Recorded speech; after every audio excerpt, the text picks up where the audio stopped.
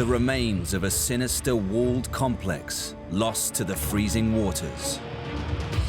Why was this area flooded? What did it used to be? A forgotten passageway that leads into the depths of a mountain. This gaping hole in the rock face that looks like some kind of entrance into the underworld. Strange military structures hidden in a snow-covered forest. There's something not quite right about this structure. At first sight, you think you know what it is, and then when you get closer, it doesn't quite add up. And a huge industrial relic near the coast in mainland Europe. This elevated rail line just terminates in this massive monolithic contraption.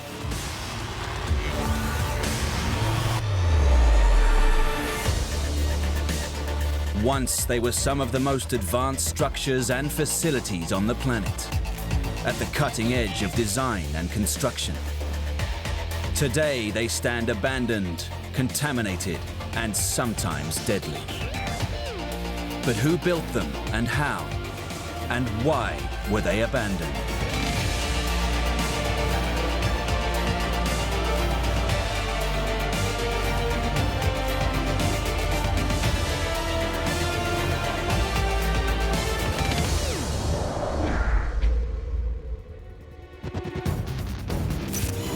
In Estonia, the Eastern European country formerly occupied by the Soviet Union, is a complex with a troubled past.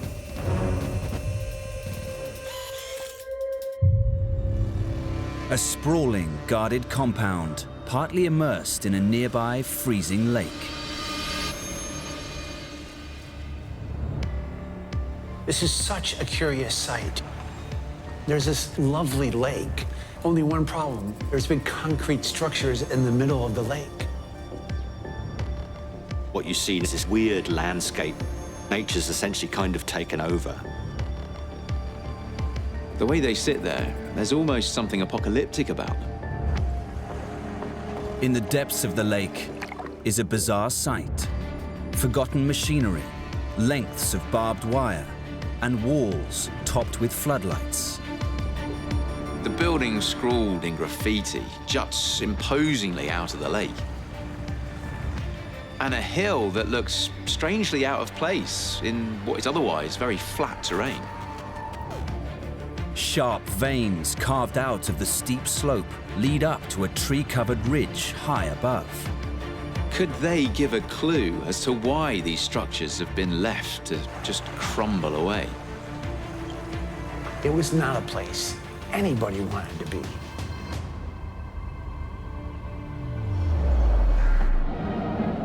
The clues are linked to the decades that followed the 1940 occupation of Estonia and other Baltic states by communist Russia. Some 500,000 Soviet troops took part in the invasion, which saw the presidents of Estonia and Latvia arrested and imprisoned. Rigged elections were organized that resulted in new Soviet puppet governments being installed that immediately requested admission into the Soviet Union. They were graciously accepted. Soon, there were mass deportations of enemies of the people.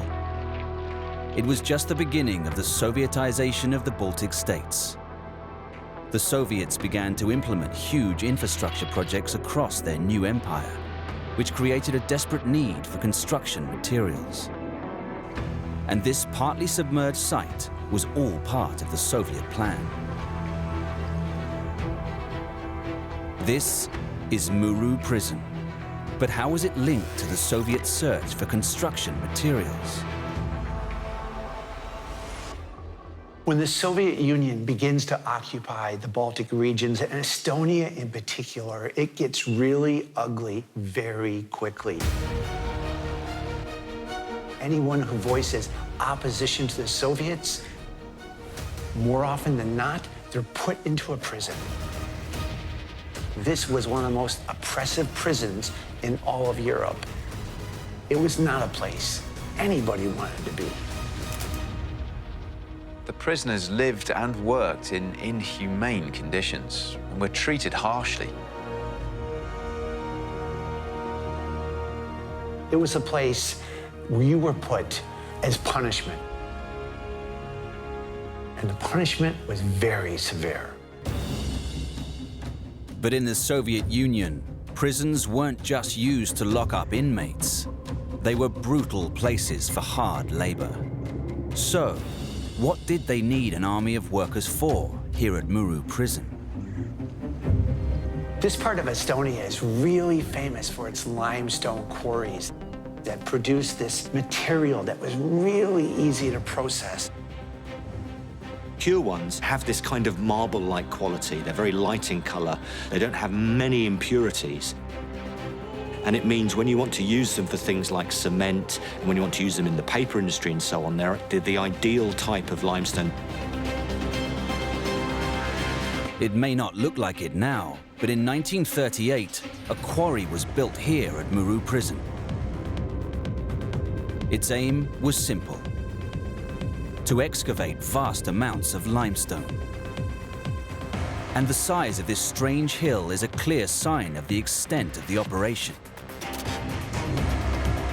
In terms of mining, a slag heap is essentially the rocks that you don't want.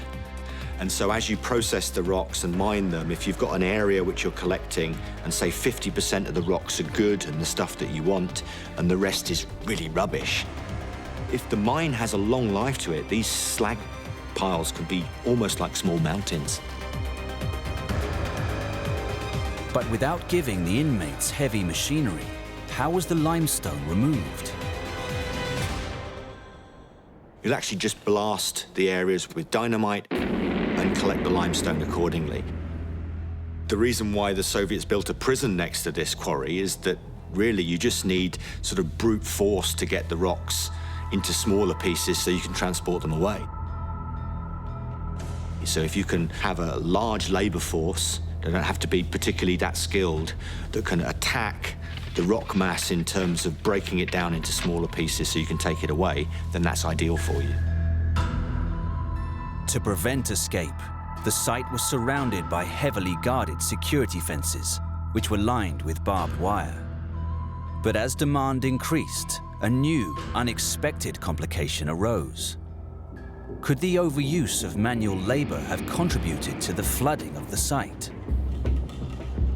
As you go further and as you potentially go deeper, then you might encounter some problems. For example, you might start to get into groundwater, and this is clearly an issue that happened at Rumu. As they dug deeper, water began to pour in, creating dangerous conditions and bringing work to a grinding halt. To clear it out, pumps were installed in a central building. Working the mines here would have been a very physical challenge, and clearly if you're in an environment where it can go below zero in winter, they're constantly pumping groundwater out, you're not being fed very much. This would have been very harsh conditions for anyone to work. The sheer amount of groundwater that's flooded back into the mine shows you just how far they were going to extract the resource. The site was originally constructed to house just 400 inmates. But when they struggled to fulfill their quotas, the police came up with a simple solution to increase the number of workers. The way the Soviets coped with the acute labor shortages was by forced labor in prison.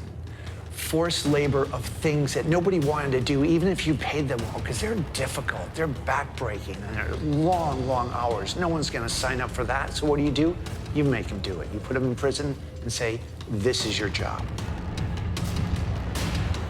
Whenever they needed more workers, there'd be more arrests for hooliganism. Many of the prisoners were sentenced for social crimes, effectively public order offences.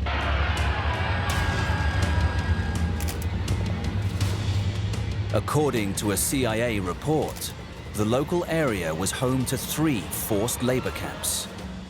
Together, they housed a combined workforce of 5,200 prisoners. Many prisoners died because of cruel treatment, poor food, and appalling working conditions. There were rooms dedicated to psychic and physical torture. And if you resisted too much, they took you into another room where they asked you to kneel down and put your head against the wall, and they shot you in the back of the head.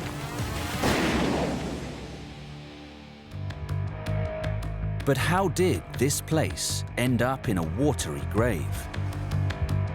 When the Cold War ended and Russia vacated Estonia, there was no political appetite of any kind to maintain, what they had created. And why would there be? It was a place of oppression. It was a place of death. And so they just let it go. As communism retreated, conditions at the prison began to improve. Forced labor was ended, the quarry site was closed, and the pumps were switched off. If you're excavating below the level of groundwater and you're pumping the groundwater out to suppress that groundwater from flooding the mine, obviously the minute you turn the taps off, it's going to start flooding again. The rising waters swallowed up machinery and buildings before they could be saved. But the surviving section of the prison remained in use for another 20 years, finally being abandoned for good in 2012. Today, the prison is a stark reminder of a cruel and vanished empire and of a discredited penal system.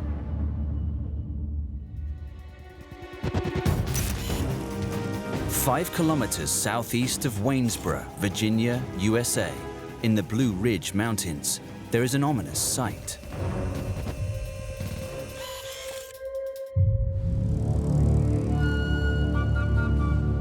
In the depths of the forest is a hidden archway cut straight into the middle of a hillside. You're faced with this gaping hole in the rock face that looks like some kind of entrance into the underworld. Once you get inside, all you can make out is this dark passageway disappearing off into the distance.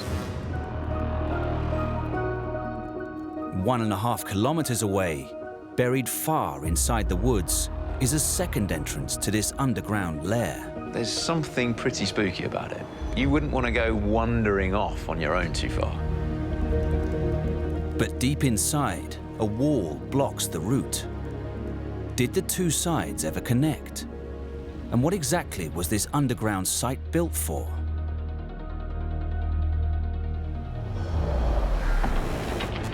The answers are hidden in the history of the United States, as it underwent a dramatic transformation around 200 years ago. This was the age of industrialization, when the appearance of steamboats and railroads and the invention of communication devices such as the telegraph made trade possible throughout vast swathes of the country. The market economy and the factory system, which were rare beforehand, began to flourish along these new transportation routes. The East Coast towns were booming, but the Blue Ridge Mountains, part of the mighty Appalachians, formed a natural barrier to the heart of the continent, all but cutting off trade links to those central areas. As a mountain range, they're not particularly big, but they're made up of very, very hard rocks. There's old metamorphic rocks, there's granites in there, and so any topography like that becomes a big, big problem.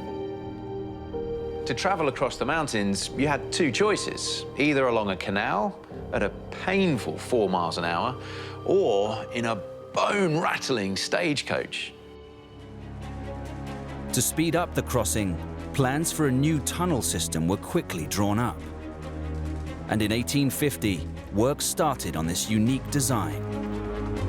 It's narrow and high, 16 feet by 21 feet. That's quite an unusual shape to have for a tunnel. We're used to having quite rounded, gradual curves. Could the unusual shape be the key to success? Alan Hale is a local expert on the history of the structure. Initially, the impetus was to build canals. But ultimately, it was seen that the best means of transportation as it came towards the middle of the 19th century were railroads. It was planned as a 1.5-kilometer long underground track. Masterminded by French engineer Claudius Crozet, it would become known as the Crozet Tunnel. This is a real feat of engineering. They did it by hand, by sweat, blood and tears, with only essentially gunpowder to help them on the way. But there are no rail tracks here today, and walls inside block off the tunnel. So what happened? When you want to build a tunnel from one side of a mountain to another, you look at the rock types. Ideally, you want a soft enough rock that you can carve into, but it has to be hard enough to maintain a tunnel. In the Blue Ridge Mountains, there's a particular problem because the rocks are quite hard. You've got granites on one side, and you've got greenstones on another. This kind of metamorphic volcanic rock that's very, very hard. How would they cut through almost 1.5 kilometers of solid rock? Construction techniques for tunnels at the time were a far cry from what we've got available today. So much so that progress went at about 1 foot a day into the mountainside. This tunnel was drilled by hand.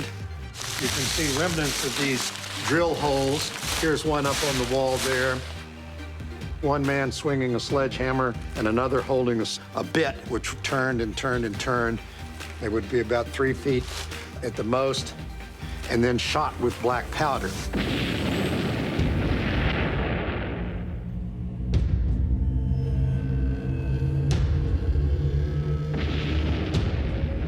Black powder is dangerous because at best it's unpredictable. Many deaths, many casualties would have occurred because of that.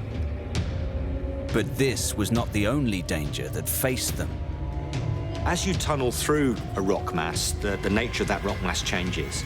And where you get faults or cracks within the rocks, or you might get two different rock types against each other, you can actually have water coming into those gaps. The worry is that these areas where the water's coming through are actually weak. So what they had to do was to shore that up. So they put in a thick wall of bricks to essentially line that portion of the tunnel to ensure that it remained safe and stable. The dangers of rockfall are paramount. This is indeed what caused many of the injuries and fatalities during the excavation of the tunnel. In total, 14 men died whilst working here, and many more were injured. So as we go into the tunnel here, you'll see that all of this is through solid rock. And basically, nothing has changed here from the 1850s when this was bored through the mountain. As one of the 6 competing lines racing to cut through to the central states, this Virginia route had to be completed quickly. To double the speed, they went at it from both sides at once. But did the unique slender design of the tunnel offer another solution? The idea was, in this very difficult conditions with the hard material, to try and maximize the amount of area of material that the men were working on at any one point. People really doubted Crozet and whether his design was actually going to work, whether he could really pull this off. The tall shape meant that 2 separate crews were able to work on the tunnel at the same time. First, the header crew made a start on the roof section. Next, the footer crew followed on, digging through the lower level to create the floor of the tunnel. It would effectively halve the construction time. But as they were digging from both sides at once, would the 2 tunnels line up and meet in the middle? So nearly 7 years had gone by. The workers had been working in very back-breaking conditions. There were unstable explosives. They had one of the coldest winters on record. They were hit by cholera. But one day, they actually got to the point where they created about a 2-inch hole and you could see through from one side of the tunnel to the other. They're only a few inches out. They were almost dead-on message in terms of where they were predicting the one tunnel meeting the other. Amazing engineering feat for that time. When it opened, it was the longest mountain railroad tunnel in the world, stretching 1,300 meters. Slashing the time it took to send goods across the mountains, the valuable market in the West was now open for business. Despite its great success, as freight trains and carriages grew larger, Crozet's ingenious design became outdated and too small.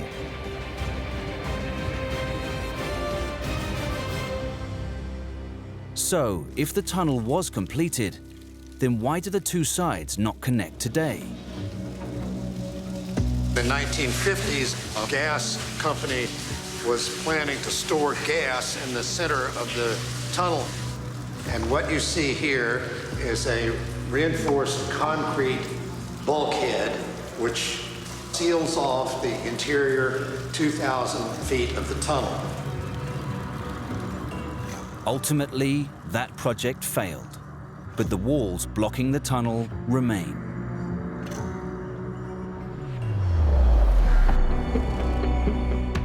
Today, the crumbling tunnel entrances are reminders of the sacrifices made and the bold ambition of the engineers who hope to build a better future for the United States. At the end of the day, the structure was used and it did help the country and the economy of the local area. I have a lot of admiration for the tenacity of the engineers to make sure that this project got built.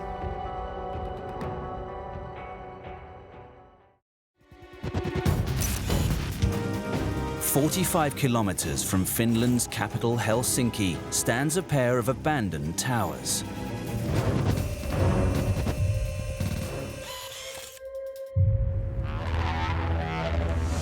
Located in a snow-covered forest, these identical structures are hidden amongst the trees. At first sight, it's that you assume this was just a standard European medieval church. But there's something not quite right. Only when you get close can you see that this is not made of stone. It is made of poured concrete. It's got to be 20th century. Locked up and sealed off for decades, were the locals here trying to forget past events? The tower's construction hint at a sinister purpose, like they're designed to withstand an apocalyptic event. The tower itself is very massively built. I mean, it's really solid. When you get to the top of the tower, instead of coming to a point, you've got a very obvious platform. Seen from the top is the small town of Rajamäki, dominated by a large industrial-looking building. The tower looks like a castle tower, and it's for the same purpose. It gives you a very high, elevated view of the ground around you, but critically here, it gives you a very high, elevated view of the air around you. So why were these towers built? And why are they here, deep in the Finnish countryside?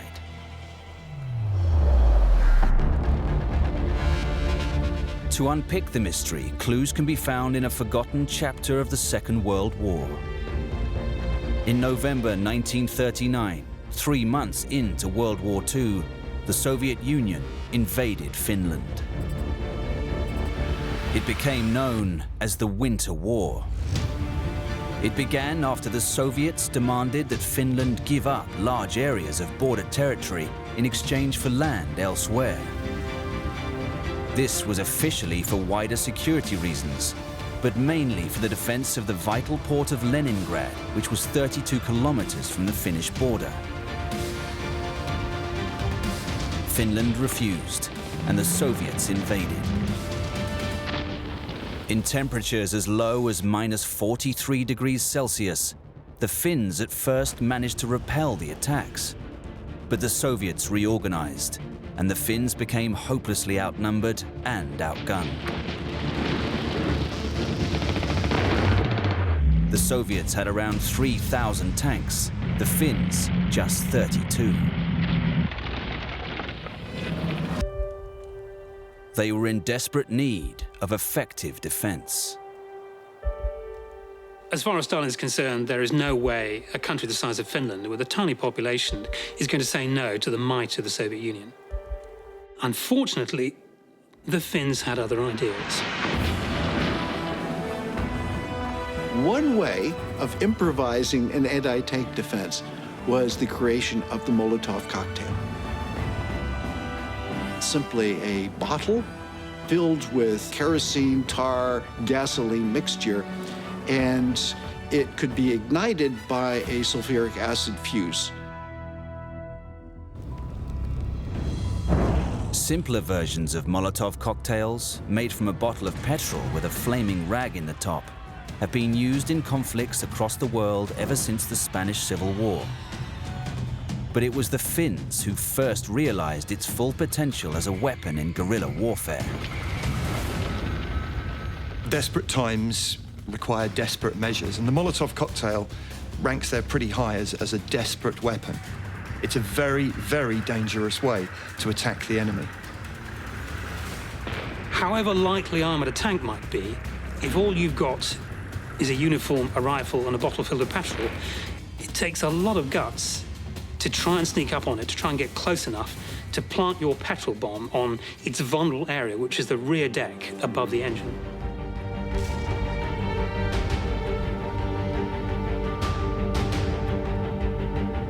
To manufacture enough Molotov cocktails, the Finnish army go to the state alcohol plant at Rajamäki. They take bottles of alcohol, and there they are manufactured into Molotov cocktails. It's firebombs on an industrial scale. Incredibly, the Soviets suffered 5 times as many casualties as the Finns. But with their superior numbers, they stepped up their attack. And the Molotov cocktail factory soon became a key target. There's a problem, though. Because this is a state alcohol plant, it's got the name of the alcohol plant on the cap. When the Soviets find these caps, you might just as well have held up a big flag saying, "The enemy is here." It's now very easy to find where these are being made, and thus it's very easy for the Soviet bombers to arrive and target the factory. Plans were quickly drawn up to bolster the town's defenses. If you're looking at Finland, one of the main problems the landscape offers to any anti-aircraft gunner is that there are an awful lot of trees in the way. The only way to extend your horizon, to get yourself a clear field of fire for incoming bombers, is to lift your anti-aircraft gun off the ground. And that's why the only solution was to build a tower. Standing just 500 meters away from the bottling plant are the Rajamäki Towers. Each was built to hold an anti-aircraft or flak gun, capable of unleashing deadly fire upon approaching enemy aircraft. A flak gun is simply an artillery piece which is made with a high elevation on the barrel to bring aircraft down. It'll shoot a shell high into the air. That shell will burst near the aircraft, hopefully, and the bursting fragments will bring the aircraft down. The towers could provide the ideal defense. But with the Soviet attack imminent, would they be ready in time? The Finns were rightly fearful. The Russians really didn't have the capability to drop bombs with precision. So Finnish towns would just be carpet bombed. The war was moving from the ground to the air, and the Finns would have to scramble a strong defense once again.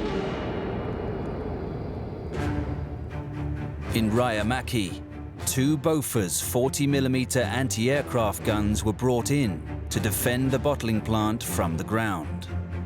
40mm Bofors gun was probably the best, one of the best anti-aircraft weapons ever invented. Very advanced gun for its time, but not fully automatic by any means. It had to be loaded by the crew themselves. In the Finnish winter, when everything is blanketed by snow, it must have been freezing. Any wind blasting across the landscape is going to hit that crew full on.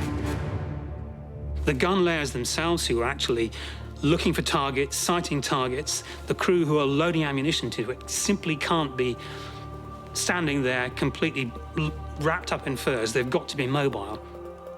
It must have been quite grim for that crew, waiting hour after hour to be able to take on a bomber and keep it away from that vital bottling plant.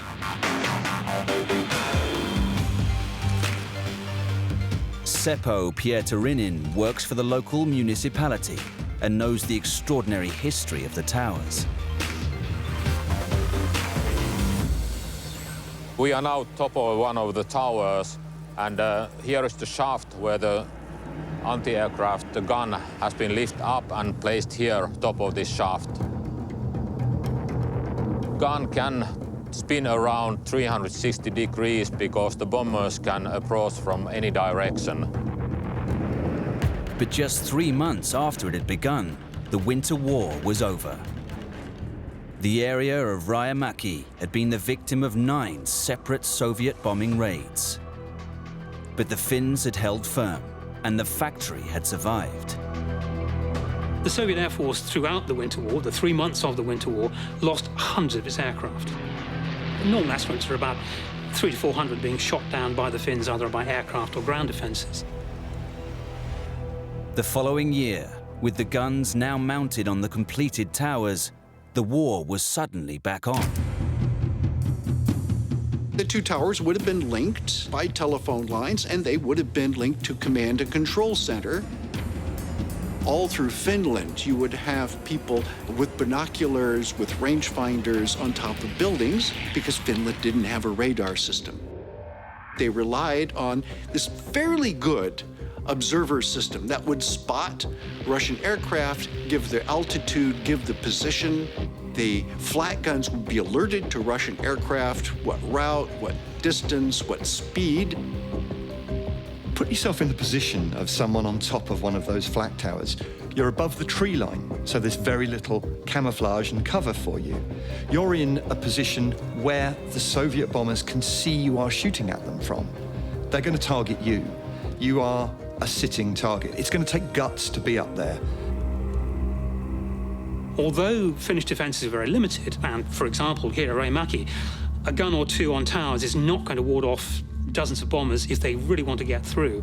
The deterrent factor was such that really any kind of resistance would have had a major effect on an attacking force. Even one gun could make all the difference between protecting a site and it being pulverized by incoming bombers.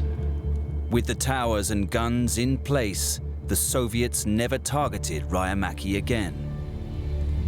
The only bombers to fly over kept themselves high above and out of range. The towers had done their job. When the Second World War ended, having sided with the Nazis, Finland was again on the losing side. The bottling plant reverted back to producing alcohol rather than Molotov cocktails, and the towers were locked up for good. When you look at the towers today, they're a symbol of Finnish resistance against the Soviet Union. Everybody played their part, and the towers really stand as testimony to the efforts made by the Finnish people. People who worked in factories, people who fought the Soviets at the front. They really are a testimony to the resilience of the people of Finland.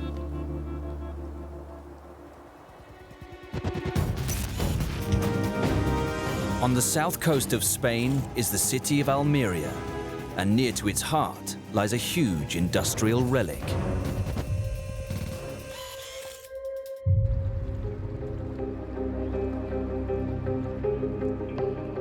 This rusting rail line stretches for nearly 600 meters. It's a long, snake-like structure that extends out into the water from the city. This elevated rail line kind of winds through the port town and then just terminates in this massive monolithic contraption that just kind of juts out into the bay. Here, a giant steel pier supports the rail line as it splits into 4 separate tracks. Almost like the Eiffel Tower lying on its side. So clearly it's old, but what's its purpose? Where does it go?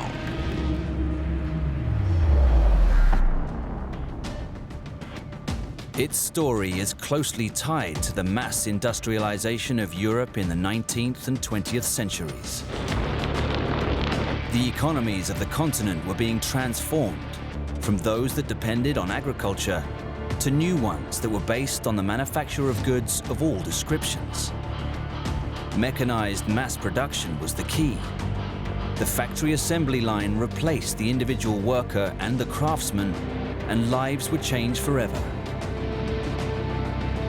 All of this new machinery needed material, and it was steel that became king in the new industrial age. Its key ingredient was iron ore, and that was one of the most sought-after resources in the world at the beginning of the 20th century. But dark clouds were gathering, tensions between nations were rising, and the First World War was little more than a decade away. But the old mines of southern Spain just didn't have the infrastructure to meet the new demand. The mines are located somewhat inland in a slightly mountainous terrain. There's several hundred feet of topographic variation. And that poses a problem because it's somewhat inland. It might be easy to locate the iron ore, to essentially mine it out of the ground, but you have to move it from there to somewhere where you can ship it. So you have to get it to the coast. The first part was simple: to build a railway line between the mines in southern Spain and Almeria, the nearest port city. But the real problem still lay ahead. It's hard for most people to imagine today how low-tech ports used to be in their operations. Everything that went on a ship had to be handled by hand. Transportation of the iron ore from the end of the rail to the ships was an extremely laborious process because by hand, the iron ore was unloaded, stored until a ship would come. And then when the ship would come, by hand, the iron ore was then loaded onto the ship. Loading a ship full of iron ore might take a week. It was an incredibly inefficient process. What's so brilliant about this project is they completely reimagined how you could load a ship.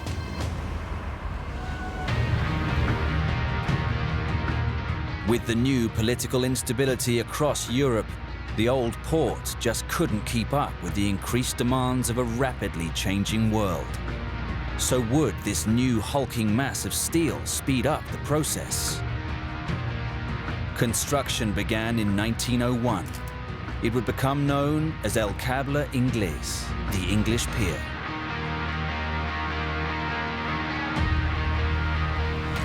It was solving a very fundamental problem, which was the amount of time and labor it took to transport material. They used engineering to try and create a much more efficient and better way to do that. Well, the original design of the Cable Inglés was to be made out of wood, but in that particular region, with storms and other environmental conditions, it was decided that metal would be more appropriate and more suitable. Southern Spain seems somewhat idyllic to most of us, but in the autumn and winter months, it can actually have some quite violent storms.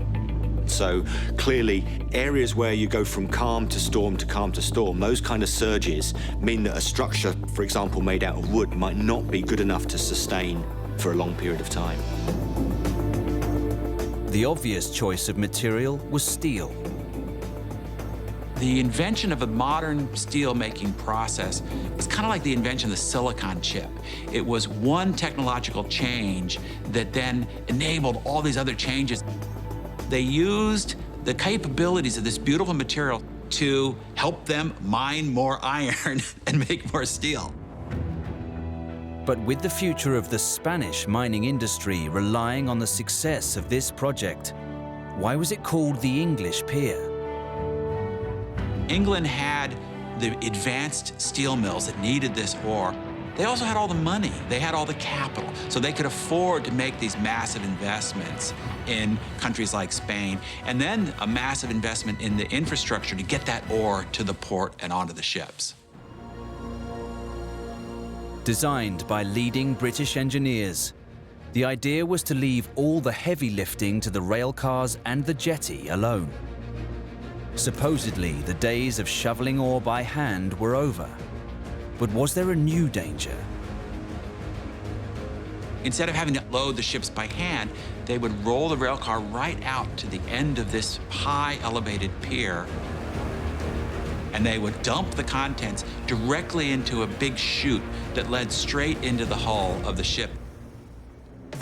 Along the length of each side of the jetty are 20 hoppers. Using gravity alone to move the ore, it would fall straight into those great containers. Then, by selecting which chutes to use, it was poured directly into the ship's hold. Would the new modern system save the local industry? I think it's such a neat solution to have this system where the chutes take this material from a train to a ship. In many ways, it reflected the modern, more mechanized way that major ports work today. If you go to a container port, like the Port of Los Angeles, you'll see these giant containers getting loaded on and off boats. No one needs to touch the cargo at all. It was a problem that needed to be solved, and the solution to that was a great increase in efficiency. It was a process that used to take 10 days. Now it only took 10 hours. It was a quarter of the original cost, which was actually a great savings. This new technology helped Spanish exports of iron ore grow from just 500,000 metric tons in 1875 to 10 million tons by the eve of the First World War in 1913. With all that growth, why does the English pier lie abandoned on the edge of the city today? It has its period when it's perfectly optimized for the needs of the ships.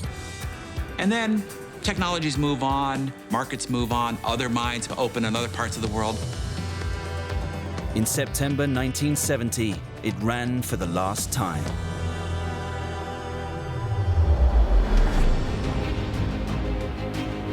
Originally saved from demolition by its historical value, as costs increased, major plans to convert the English pier failed to materialize. So, for now, the old structure continues to stand abandoned on the shore.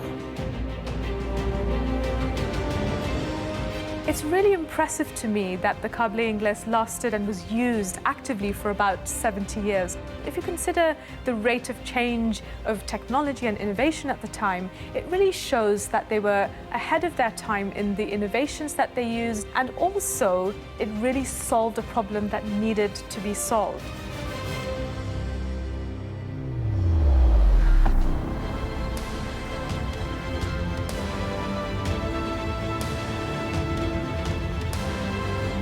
Now they lie abandoned, but once they were at the cutting edge of engineering. There are echoes from history in these decaying structures.